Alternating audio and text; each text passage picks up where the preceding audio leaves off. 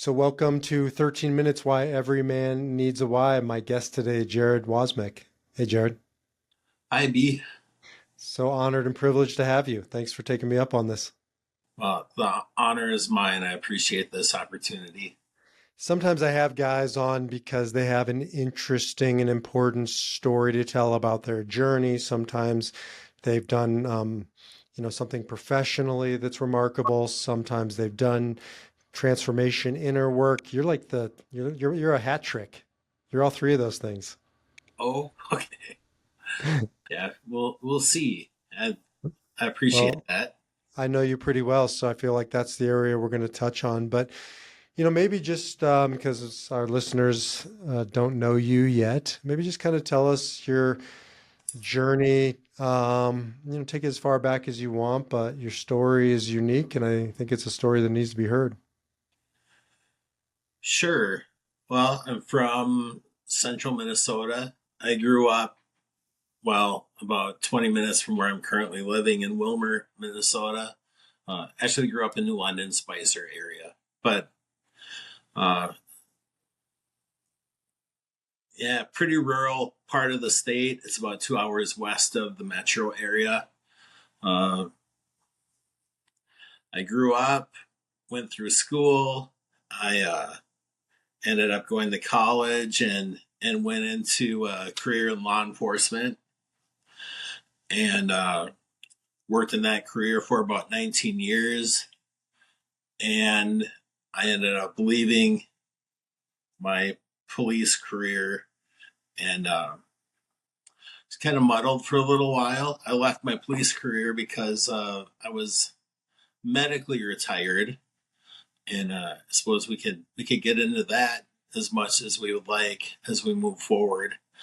But then kind of drifted about for a little while. I became really active in peer support for in the first responder world, and that's where I'm currently at. And continue the work forward in.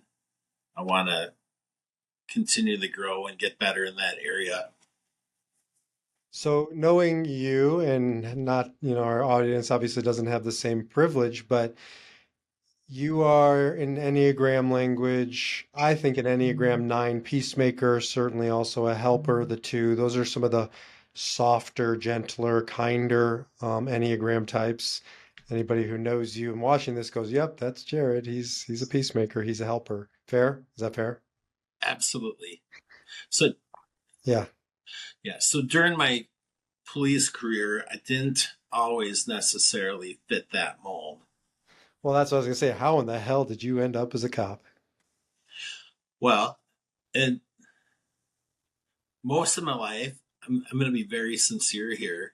I played a lot of roles. I wore a lot of masks. I became a police officer to. Uh, uh, I'm trying to find the right wording here. Uh, in a way, fill a void. Um, I wanted. I didn't know who I was, but I know what I wanted to be. I wanted to be noble. I wanted to be special and unique and stand out. And I wanted to help people. Um, so I became a police officer. I didn't, yeah, I thought that that would make me those things. And you say the word thought. Do you feel like it did make you those things? No, I don't. I don't. I feel like that was just another role to be played in hindsight. And now I realize our identity isn't our job, our professions. Um, they don't make us who we truly are. Hmm. So you went into law enforcement to become more noble. What was the other word you said? More More special and unique. Uh, special, unique. Because knowing you, and we haven't even gotten into your also an artist. You're like a Renaissance man. How did you not feel those things as a kid? Because knowing you as an adult, I know that's the man I know. I think as a kid, I didn't know who I was or what I was. Um, as a kid, it was more about survival for me in a way. Mm. So if yeah, So in survival, we don't necessarily have the luxury of feeling those, being special, being authentic. Those are sort of like frosting on the cake. If your basic needs are taken care of, you have the luxury of getting into that, but you're talking about survival. yeah, I am, and that can be pretty subjective. So as a child, our what happens around us, what we see and experience becomes real to us and becomes part of our subconscious, our limbic systems. So I those I had a few to me what were some pretty scary moments early on, and that really drove how I saw the world and who I thought I was as I moved forward from that. So you didn't grow up in a home with law enforcement, sort of a given that that's the direction you're going to go. It sounds like a very different reality. Yeah, my reality was more you're gonna find a job and you're gonna work. It doesn't matter what you do. You're probably not gonna like it, but you're you're gonna work and you're gonna be happy no matter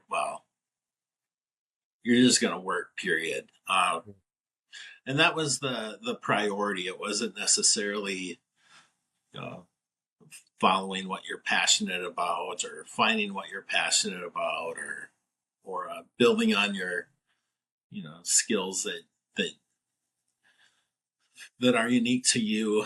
Um, yeah, so it was a little more black and white and a little more harsh, I would say.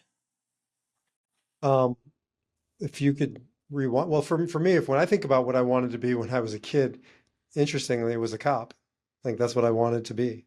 And it's actually a regret that I have. I mean, law enforcement, but also military service, both of those were pulling at me. I imagine that's true with a good percentage of young boys. I have to believe if you do a straw poll, fireman, police officer, soldier are pretty high up there. Would you say that's true?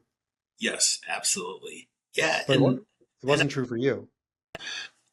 yeah, it was somewhat. I Yeah. mean, I have law enforcement in my family, so I had two uncles that were police officers, and I always looked at people older than me and my family as more like authority figures, and they were authority figures, and I always had a great deal of respect uh, for those authority figures, and yeah, that absolutely played a big role into why I went into law enforcement. And I would hear stories that they would share about their experiences, and I always thought that sounded like a lot of adventure and fun, and that suited that aspect of what I like.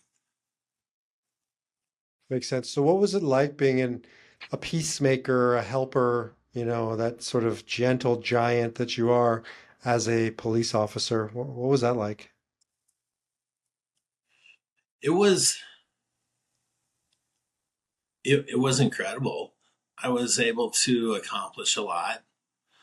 I was able to make a pretty, I think, what I believe now, um, make a pretty big impact in my little part of the world. Uh, I used to, I was, I don't know, I was very fortunate um, when it came to my ability to build rapport with people. Uh, I looked at people sincerely. I looked them in the eye. They could tell that I saw them, that I wasn't looking at them with judgment like a lot of my peers Hmm. would be. So early on, especially, I was very successful. I mean, I I actually was kind of funny. I earned this nickname called it was Father Waz because of my demeanor, and it was I can't explain this, but people would literally walk up to me and confess what they had done wrong. It was unbelievable to me. Hmm. Uh, I became known as a pretty good interviewer. I could talk to pretty much anyone and get anyone to confess what they had done, and that really messed with me a little bit later on because I was so afraid that I was manipulating them somehow. And the last thing that I want to do is manipulate people. I want people to come to their own conclusions. So that got to be that actually got to mess with me a little bit. But the more successful I became, the more my ego became involved, and the less I saw people as genuine, authentic people, and the more I saw them as things to be toyed with in a way. I mean, you're in such a complicated profession, right? So I can see how being the peacemaker serves, right, to go in and to bring down the tension, to bring up the trust. People start sharing with you. But I also imagine, you tell me it's your journey and your profession, it has its shadows because you're not necessarily wired for armor, right? For the stuff that keeps out the violent noise, the sights, the sounds, the experiences. I mean, I don't think really anybody is, but certain types are more wired for surviving in those harsh realities. And I imagine that would take its toll on you, being immersed in so much violence and everything else that you witnessed. Is that true? Absolutely, it did. I feel I'm pretty empathic, so I naturally take on a lot of energy and other people's energies, and also I orient myself around other people. Um, so being constantly in the negative, constantly immersed in that mud and the muck, uh, I would absolutely take on a lot of that negativity and a lot of that energy, uh, rather than walking with somebody and just being there for them and present. I would walk with them and take on their stuff just as they had were carrying what they were carrying. So I did not have a clue what any of that was. I didn't realize that that was happening. Totally oblivious to it, and it was really sneaky as I went through my career because a lot of that would manifest in different signs and symptoms within my body. So I had around 30 different signs and symptoms, I would say, probably more as I went through my career, and I was totally oblivious to that. Uh, I was the last person that thought there was a problem. In fact, everyone else had the problem, not me. So, pretty interesting how that works. Hindsight's perfect, but all those signs and symptoms were sneaky as they came on and sneaky as they left, too. But So those, and we can, I'd love to get into some of those symptoms if you're willing to talk about them, but sure. those were sort of protective measures, defense mechanisms to keep you whole or keep you allow you to survive in a very harsh terrain that you're not necessarily wired for. When you describe what you did, if I didn't know any better, I'd say you were a social worker, not a police officer, right? I mean, that's you're describing to me the path of a social worker, which now looking back, I imagine might have been a more suited path for Jared. Yes, absolutely. My mentality was definitely more of that of a social worker. Uh, I would get really annoyed at my partners for not having the ability to see what I was seeing. I thought that everyone had kind of the mentality and some of the skill sets that I had when it came Mm. to picking up different energies and reading situations and or just caring. I know that I'm a little bit extreme, so I didn't always have that proper balance. So I know that there were moments where I cared very deeply, and then I would get extremely frustrated with my partners for not caring that deeply as well.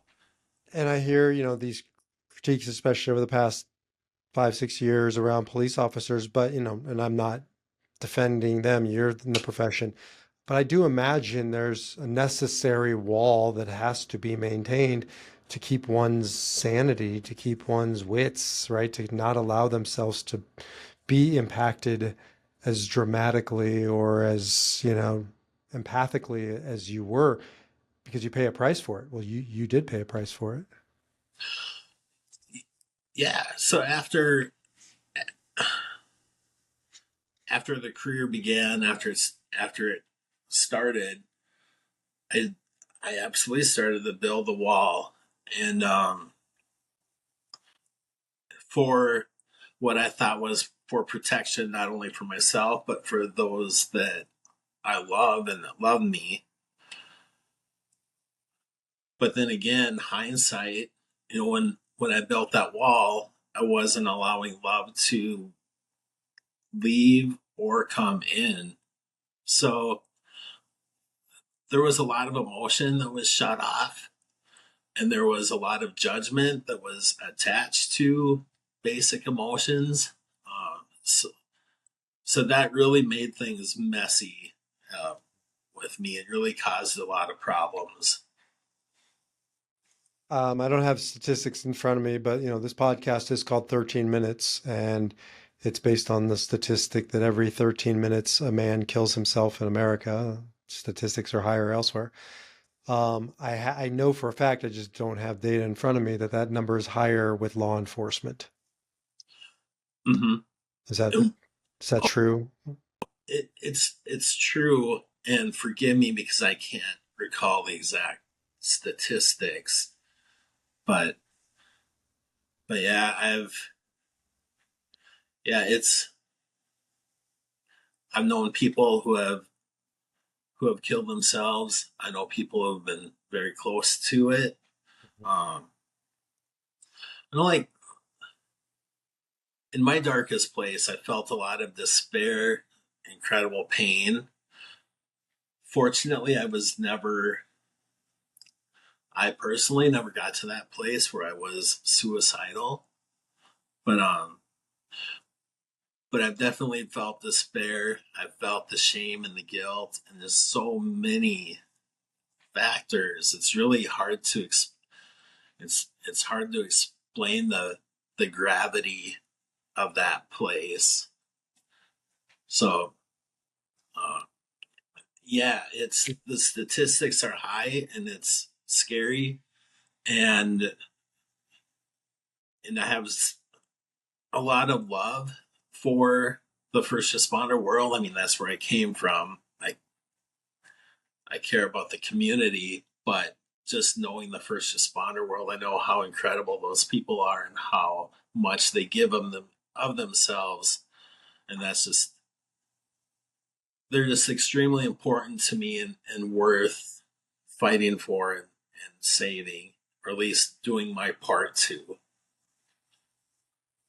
Well, they pay a heavy price, and that's why, saying thank you to first responders isn't just like thank you for your service. It's like thank you for walking into hell on earth on our behalf to make sure that that hell is contained and remedied and it doesn't spread and overtake society. I mean, like that to me is what really we're saying thank you for. And we don't do justice to exactly what we're thanking them for, but is it fair to say that's it?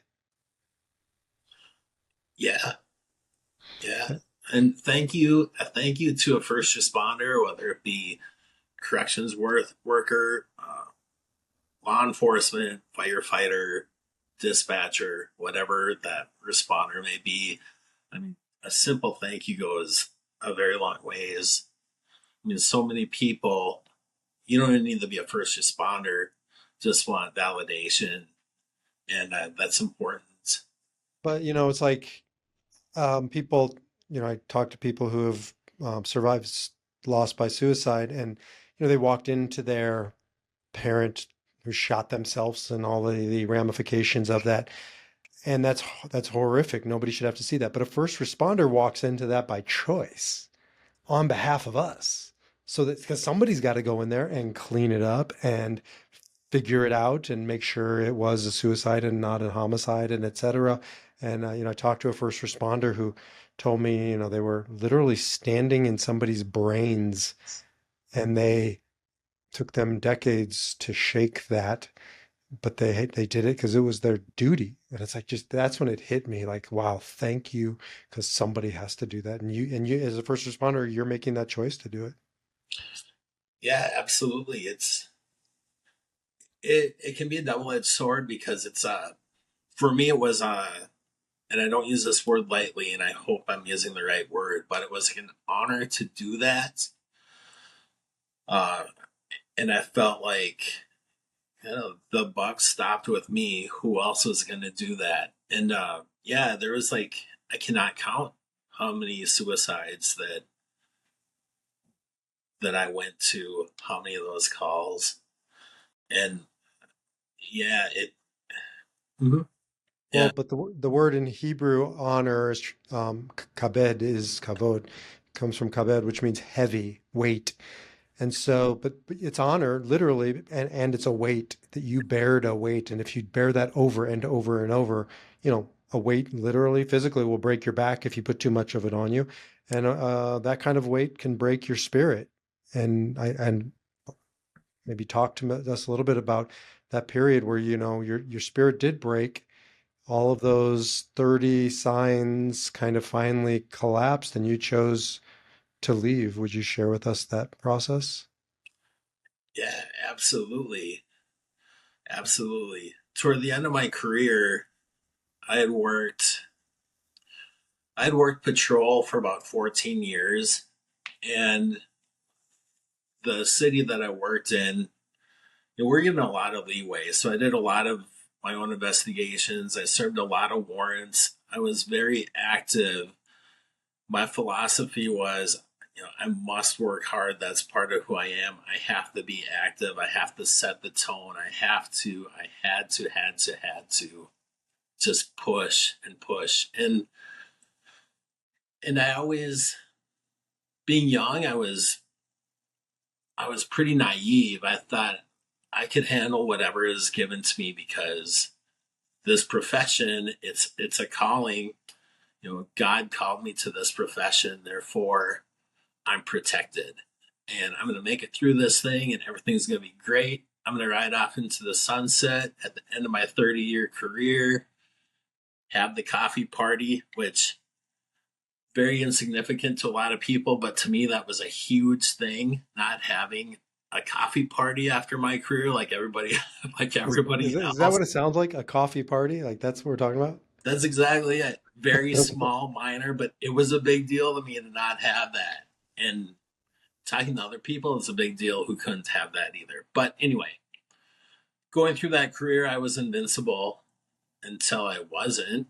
I I I started to, oh man, so many things in hindsight. Like, it started with poor sleep, because what cop doesn't have poor sleep because of our schedules rotate, flip flop back and forth after a month of nights and a month of days, and then uh, yeah, so it got to being nauseous. I remember on patrol, I would stop, pull over, throw up, continue to work. It was my body sending me a message, but I was totally disregarding that. Uh, Mm. I'm just, I won't go through all of them just for time, but it felt like it felt like I had my fingers dug in to this edge of a cliff by the time my 14 years in patrol, and I was just trying to hang on. So I was getting pretty disgusted with myself because I wasn't the happy-go-lucky person that I had been. I figured a change in scenery would be good. I ended up transferring to the gang unit, which was one other officer and I. It was a special unit, and the hours were terrible, but it was consistent. So I thought maybe that would help. And working in worked in the gang unit for about 2 years, little more, and same thing. It felt like I was had my fingers buried into the edge of this cliff and I was sliding down, just trying to hang on. So then I thought, well, maybe I'll change. Another change of scenery is in store for me. So I was again fortunate to move into the detective unit, and where I spent like my last 2 years. But when I got to the detective unit, I thought this is the easiest job in the department. Anyone can be a detective. It was kind of my thinking. And then when I got there, it was just a struggle. I realized that I had been avoiding reading because I didn't have to read much on patrol. You'd have to keep up with a few statutes. Uh, Beyond that, not a whole lot. Mhm.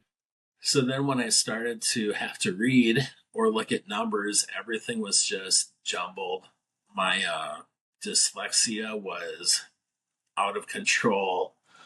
Uh, when I was looking at like a, a simple paragraph would take me literally a half an hour to read. And it was so extremely frustrating because, you know, I'd like to think I'm intelligent. I've always been successful and I am intelligent, but yet it was just such a huge struggle. So then I started to see some of these signs, some of these symptoms, because I was like, okay, something is wrong here. So then I started to make a little list. I had several signs and symptoms written out that I had noticed because I really the question was what's wrong? How do I fix it? I just wanted to move forward and be able to do my job and function, but I was functioning less and less as time was going. I was just the mentality was just either bury it or push it aside and move forward. There was no Was that your upper. mentality, or was that the sort of environment you were in? I mean, were you getting any support, getting any counseling, any peer groups, anything like that? N- no. Well, this is interesting because I had a lot of responsibilities within the police department. Um, I was a field training officer. I was uh, trying to think of some of the things that I was doing. I was a crisis negotiator. So there was a lot that I had going on. I was a defensive tactics instructor, and last but not least, I was our department's peer support officer. Oh I man. was the I was the most trained in mental health and mental health crises in my department. And I say that, and I'm laughing when I say that because I was an expert. I was so good with everybody else, but I was the last person. I refused to look at myself. So, yeah, so in law enforcement, there's a lot of talking the talk, but not much walking the walk. So, toward the end of my career, it was there was more talk about reaching out for help. We had an employee assistance program, but nobody, I shouldn't say nobody, one person that I was aware of had utilized it. And, but that thought didn't cross my mind when I was struggling so much. It was Not for other people. It was for other people. It wasn't for you. exactly. I would always compare. It's like, I can absolutely talk about my traumas at work. Not a big deal. I feel really comfortable doing that. I process them. But but at the time I would always compare my stuff to what my partners had gone through. So there was I don't want to minimize anything because some of my experiences in hindsight, if I was looking at it objectively, were would be considered horrific. But at the time, I would never see that. It's like, well, my stuff, yeah, it was stressful, but you know what my partner did or experienced was horrific. They're the ones that need help. This is for them. So it was constantly that. It was constantly comparing, constantly uh, looking toward the other person that needed help more than me. So was there a moment when that shifted and you knew you needed help? Yeah, so I would be in my office, and I had my list of signs and symptoms, and then I would like enter them into the computer, like what's wrong with me, and then it would come back like you have post traumatic stress disorder. You need help like immediately. So I don't. But then I would refuse it. I'm like, okay, this thing doesn't know what it's talking about. Exit out of it and continue about my day trying to read and struggle for like a few more hours. It it was embarrassing. Like toward the end of my career, man, I needed so much alone time and it was affecting everything. Like what started out as okay, I'm going to take the long way home from work today just so I can get in the right mindset to be with my family and be a dad and a husband. Uh, that turned into, you know, from 10 minutes, it turned into 2 hours of just driving endlessly and trying to get trying to get in a place where I could be coherent and think. And then that even carried over into going to work. I would have to drive for 2 hours before work just to get in a place where I could be there and in the proper mindset.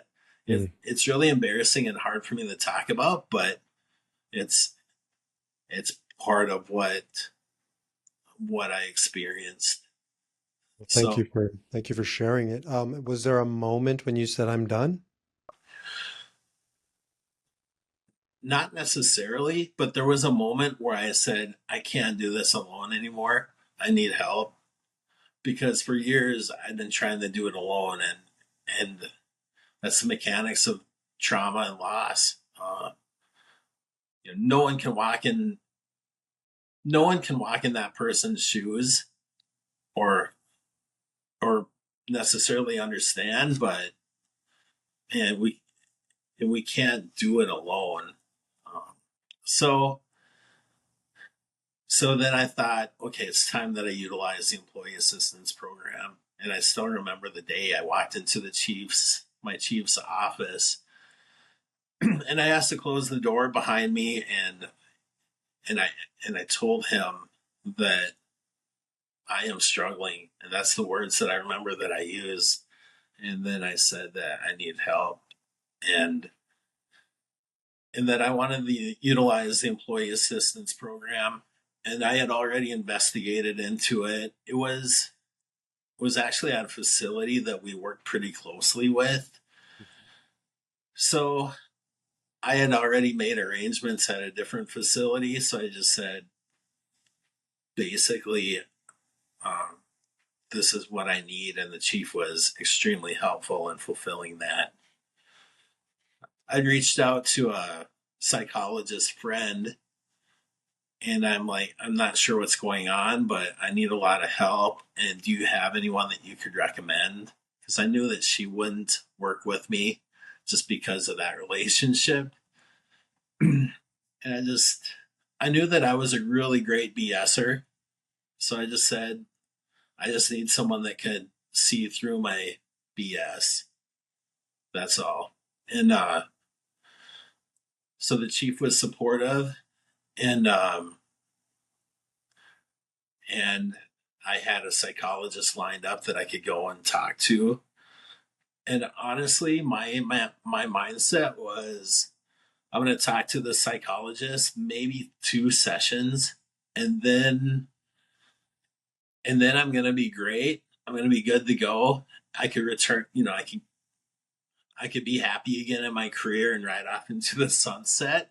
Hmm. That was absolutely my mindset. I didn't, but I started to go to the psychologist, and then 2 sessions led to more sessions, and I was seeing this psychologist once or twice I believe it's twice a week for quite a while to begin with. And I was doing it while I was on duty, and it was really scary for me because I felt so much shame, and I felt so weak because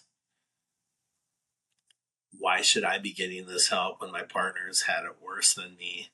And also, like, it was just that it was just the stigma. It was just the tough guy thing. Like, I'm trained. I have all this. I have all these tools, all this equipment, all of this knowledge, all of this experience, but yet I can't function in this role. Right. So, so there was that, and I don't know. It was just really complicated. And then after a few months of therapy sessions, it wasn't getting better. In fact, it was getting worse. So then, so then it was decided. I decided to utilize a family leave of absence. And then again, same mentality. I thought, all right, maybe this will help. I'll use this leave of absence. I'll be out of the game for a month or two while I get my stuff in order, and then I can go back, be happy, retire after 30 years. So it was just the constant, I'm going to get better really fast. I'm going to get better. This is going to be it for me. I'm going to, and so I did the leave of absence. That was like April. I remember walking out of the office. It was like April 4th of 2018. And, and I never went back, Hmm. not in the capacity to work. I had to go back to clean out my office and to drop off things months later. But it was it was the worst feeling, and that is when I felt so extremely broken, and that's when I felt broken on every aspect of me. My body, my mind, my spirit felt fractured. It felt like I couldn't exist. It felt like I was existing maybe on different fragmented parts of me, but there was no cohesion. There was nothing, no foundation. It was really a quite scary, desperate time for me. Um, that's when I felt the most despair. But that scariest, worst time for me did become my biggest blessing and the How best time, so? How so? because I realized for me personally what was broken and fractured was this persona that I Mm. had built. It was years of this persona. It was, I realized that I saw fragments of hope and good, and I held on to those. And as I moved forward, I realized that persona was broken, and that's what it was. That I actually have this spirit, soul, whatever you want to call it, that is actually whole and intact and perfect. And that was quite profound. And it took me a few years to go through that process. Kind of like, I don't know, jokingly or not jokingly, I refer to as, not jokingly, the death of my ego or that persona. Hmm. But so yeah, the worst, scariest time for me ended up being my biggest blessing for sure. I just did a podcast on this on Kabbalah. It's called The Shattering. And the Mm. shattering, it can be the worst if you look at it as what was is no longer, but it can be the beginning if you look at it as it's an opening. And I mean, the personas, the masks, all that shattered. Now what's underneath gets to be birthed. So tell us about the birthing process of, your soul into the world, this Jared that's all in front of us today. How did that, t- tell us about that part of the journey? Well, it it's been a journey from the first day that I left on my leave of absence. I'm like, I'm not going to squander this opportunity. I'm going to heal and move forward. My mindset still was, what's wrong with me and how do I fix it? Um, so it was, oh man, it was just doing my best to learn as I go. And I really realized I had to be my own, you know, advocate when it came to my mental health. And I shouldn't say I guess, I was very fortunate. I, it seems like from everybody that I've talked to in my own experience, as you go towards something authentic, as you make your way home, so to speak, to your true self, I found that God, the universe, whatever you want to call it, works with you. And I was really fortunate that way because I was able to um, go to different workshops, experience different modalities as I moved forward. So the one of the first things was actually, when people leave law enforcement, at least my department, um, the officers would give that leaving officer their duty gun, and they didn't want to do that in my case, just because of the circumstances. Even though I hadn't been suicidal, they just didn't want to do that based on what they knew others to be an experience. But so I'm like, that's fine if you could just help me pay for a yoga study. I would appreciate that.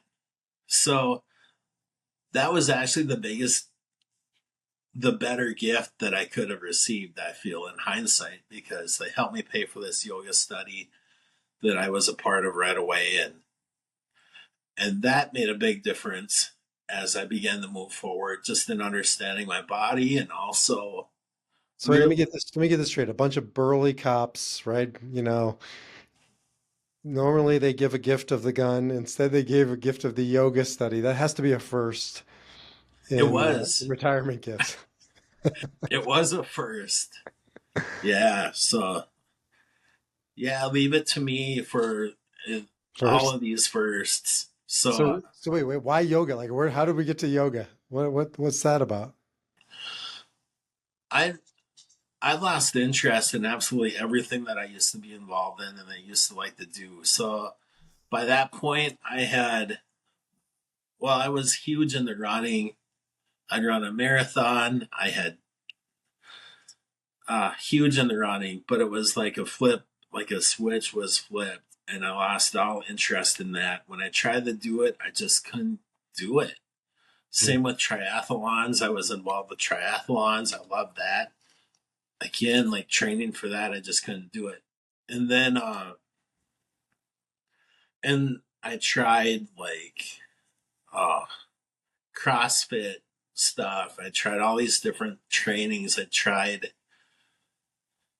I don't know, I was at a loss and I was so extremely frustrated. And then I went to this gentle yoga class in the mornings, thinking that maybe that would help a little bit. So when I started the leave of absence, I thought, okay, maybe I'll try this. Maybe this will help. But I had to swallow my ego a little bit because it was me and just a bunch of old ladies in this yoga class doing. And then I'm like, after experiencing it, I realized how important it was in my healing process. Just the stretches, the movement, the connecting the mind and the body, and the presence that it brought. It forced me to be present in the moment. It was good on so many levels. I'd since learned that yoga is like a number one therapy for post traumatic stress disorder. Um, so that's why. So then I knew there was a lot to it, and then I wanted to continue that. In fact, I wanted to learn more about it. That's why the study. Amazing. So now today you're a yoga teacher at, no, I'm just kidding. So no, No, how did you not end up as a yoga teacher? what's that? I'm sorry. How come you didn't end up as a yoga teacher if it was so meaningful? Well, I'm certified as a yoga teacher. No. I'm interested in being a certified trauma informed yoga instructor. Perhaps that's down the road for me. I could yeah, I could do the gentle yoga stuff for first responders, that's for sure. So that yoga led to more, obviously, you've been on this journey of healing and rediscovery over the past 6 years, I guess it sounds like it's been. It has been, and I've been really fortunate too because I haven't been big on journaling, but over the years I have journaled enough to know like year one my modalities, year two what modalities I held on to and tried after, and year three and so forth. So it's just so much to now where I have just several modalities that I continue to move forward with that really help me. So So those modalities, part of your healing journey, but at some point, since I know what you do now, you wanted to then bring some of this to other first responders. absolutely, yeah, because I really care about the first responder world, and and I know that there's so many people hurting, especially in the region that I work in. Well, it's everywhere, but but yeah, there's just so many people hurting, and I feel like I have the resume for it, so to speak. I know I didn't experience what I experienced to not utilize it in a positive way or to help others grow and move forward and heal. So tell us about how you're doing that today. Well, a lot of currently it's just a lot of peer support with people in the region, first responders. I'm a volunteer with what's called the Code 9 Project. It's a national organization uh, where we have workshops. Um, to we go in and we talk to first responders about their nervous systems, and we explain what's happening, and we give tools and strategies to help. But mostly, I'm a part of the Code 9 Project's critical incident response team. Mhm. So I've responded to a mass casualty event, a school shooting, and I've also responded to officer suicide. in other states. So that's what I'm currently doing. But soon I'm going to be starting groups, um, peer first responder support groups. What's it called? It's called Second Response. I love that name. That's a cool name. It is a great name. Thank you. It is a great name. Thanks to Viktor Frankl, response, responsibility, the ability to choose our response. This is a second response. Absolutely, absolutely. And I have heard that so often through my healing journey from different groups that I've been a part of. Uh, the Viktor Frankl has been really front and center in so many groups, so many people, because it's like that space between stimulus and response and expanding that space. It's just such a, yeah, it's just so necessary and important. And and there's so many great ways to expand that space too. So we can choose our response. Mm. But it's just so many people, especially in the first responder world, aren't aware of any of those tools or strategies to do that. I mean, you have a lot of ways. I know you expand the space. You're an artist too, like so many modalities, but you've chosen peer groups as your focal point, the modality of healing, obviously, that you're leaning on and offering to others. Why? Both from, you know, experience in the first responder world, but also you're part of a men's peer group. So I'd love to hear a little bit about like why peer groups. Okay. It all comes back to connection. Mm. Uh, when when I was struggling way back as an officer, well, not way back, but when I was struggling as an officer, I was so alone. I felt so alone, and that's just it was such a horrible feeling. And so I knew I needed others to help pull me through. I just naturally knew I needed that finally, and and so like I feel blessed, very fortunate be, to have attended different conferences, to have read different books, to talk to different people and have my experiences. And just over the years, everything continues to come back to connection, connection, connection, and the importance of that.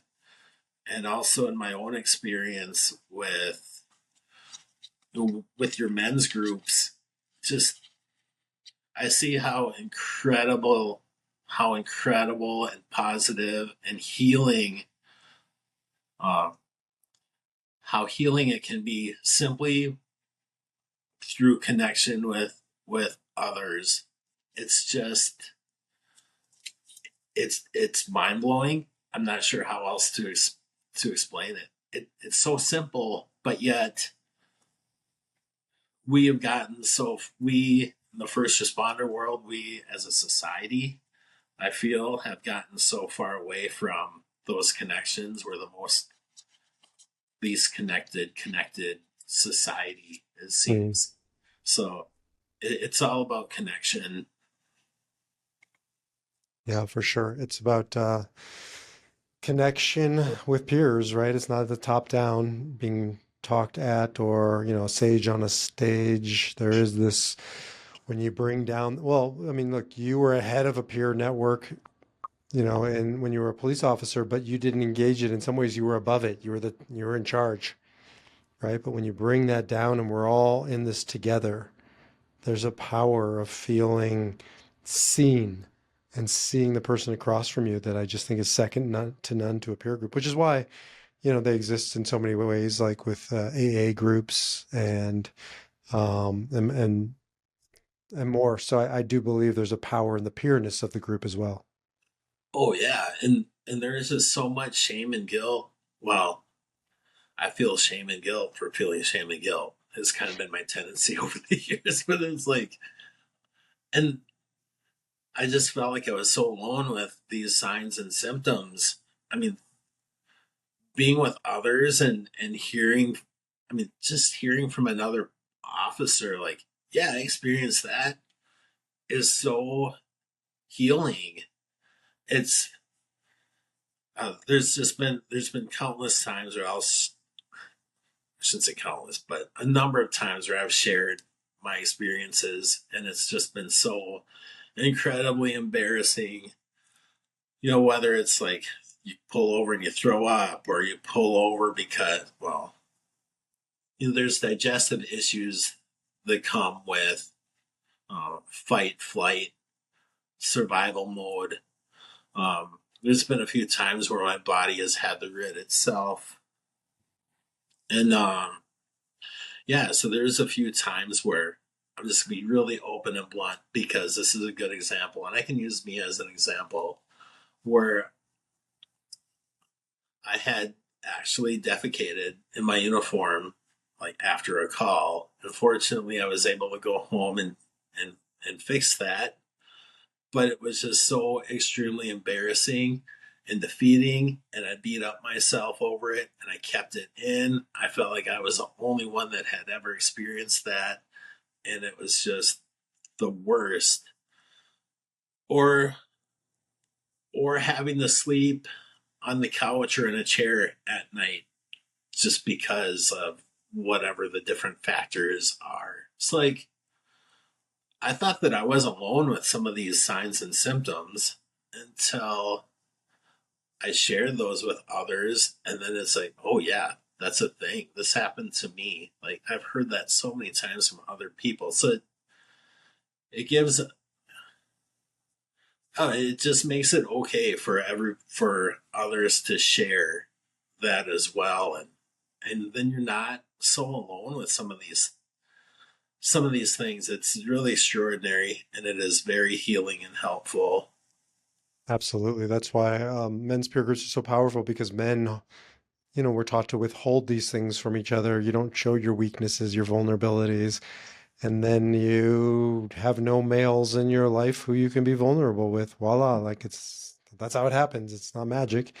You withhold vulnerability, you'll never be vulnerable. Then you have a men's peer group, and it's like, oh my God, we're being vulnerable. I'm sharing and you're sharing, and we all going through the same shit. It's transformative to hear, to bear witness to your peers as men going through the same things. Absolutely, absolutely. So, I don't know, wrapping it up here, you were a man who was lost, broken, and over the past 6 years, and I've only known you during this rebuilding period, but you had the courage to go look yourself in the mirror, to face who you'd become, who you haven't become, to take responsibility for your life, to own it, the highs, the lows, everything in between, to do the work, to put yourself out there, to seek help. Here you are today, right? The founder of Second Response, yoga trained and plant medicine, trained. We didn't even get into that, and all these modalities and amazing. Here we are going forward. Maybe just paint the picture of Jared's why, right? What's driving you forward? Where are we going with you on this journey? So the next time we have you on this podcast, we'll be looking back and talking about some of the things you're going to share with us now. Yeah. Well, just I care deeply for the first responder world. They absolutely need help, and they're the most incredible people you'll ever meet. Um, nobody has a Not many people have opportunities to see that side of them, unfortunately, but they're so needed in our communities, and they're already such big positive parts of our communities. Um, uh, the more healthy the first responder world can be, the more healthy our communities are, without a doubt. Um, so that's my why, and the more I can, and I've realized the more I can work on me as I move forward, the more I'm going to be able to the better I'm going to be for those around me and for the first responder world. So that's a big thing that I wanted to mention. I used to equate anything to do with self as selfish. So I used to put that judgment on there. So, but I'm finding that, yeah, the the better foundation I can stand on and look at myself in the mirror and do the work, the better I can be for my why and for those that I love and that love me. Beautiful. Yeah, it's not selfish, it's self-centered to put yourself back at the center, right? So that you can be whole and this is sustainable and it's scalable, but it's not if you're running around and you're at the periphery of your life and your identity and you're at your edge. Like, can I see a man who's come back to his center or to his center maybe for the first time in his life and um, taking your experience, your suffering, and making it meaningful, going into it, discovering the meaning, right? Viktor Frankl, taking this out to the world, being able to share it with me and my million followers. Truly an act of courage and a gift to, excuse me, to others who are listening. And I bet there's some first responders who are listening. And really thank you for your duty, your service. It's interesting to say that since you're not a police officer anymore, but in many ways, getting to know you, I know that this is your duty and service in the world. So thank you for everything that you've done, you've faced, you've healed, and you're contributing to the world. Really appreciate you, Jared. Oh, thank you, B. I really appreciate that. I appreciate you as well. Thank you. So we have a website. We're going to get on here. Is it live yet, or we're not live with it yet? It's not live yet. Okay. Well, check back to, do we have the website domain at least that it will be ready some point? It'll be secondresponse.net. I, Secondresponse.net. I hope. Yeah, I'm pretty sure. Well, they'll find you through me, and when you're ready to launch, it will be launched. So, and we'll get people connected. So, again, Jared, thank you. Many more conversations, I'm sure, and just keep living your why. Oh, thank you. You as All right, well. I appreciate it. take care. You too. Thank you.